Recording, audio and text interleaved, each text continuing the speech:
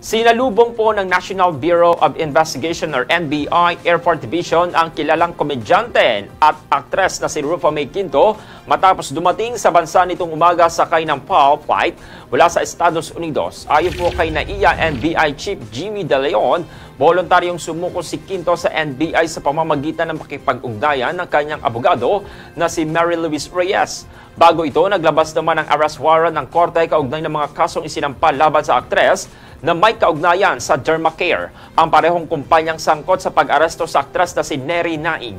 Sumailalim naman si Quinto sa medical legal examination bilang bahagi ng proseso bago siya dinala sa korte ng Pasay City. Giniit naman ni Rupa na biktima rin siya. Hinikayat naman po niya ang mga complainant na habulin ang may-ari ng Dermacare.